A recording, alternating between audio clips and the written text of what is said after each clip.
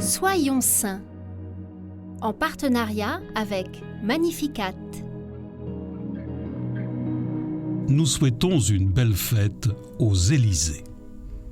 Nous découvrons l'histoire de la bienheureuse Francisca de Paula de Jésus, laïque brésilienne du XIXe siècle, qui vécut son quotidien de manière extraordinaire.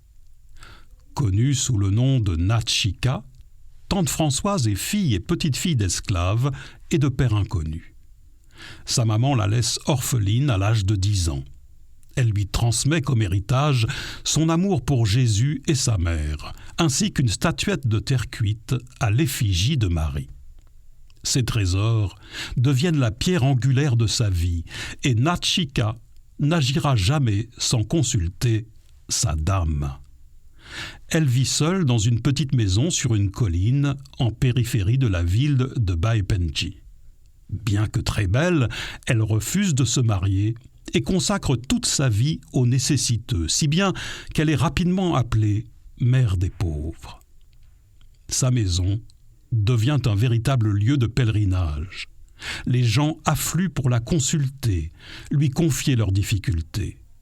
Elle prodigue conseils et réconfort, et quand sa prière est entendue du ciel, elle dit simplement « Je la prie, et Madame me répond ».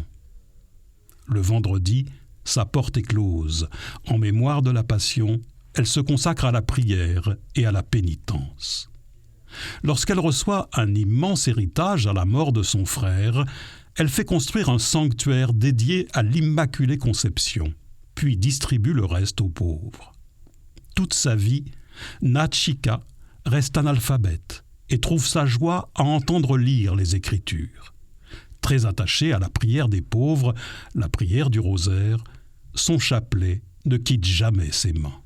La cérémonie de sa béatification eut lieu en 2013 dans ce sanctuaire qu'elle a fait construire et où elle est enterrée.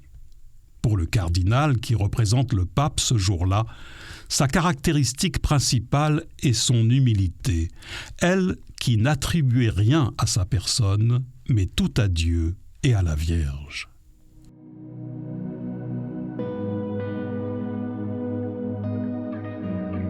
Bienheureuse Francisca, nous te confions notre désir de nous rapprocher de Dieu. Aide-nous à découvrir la prière du chapelet, afin qu'à ton exemple, nos âmes soient sans cesse connectées au ciel.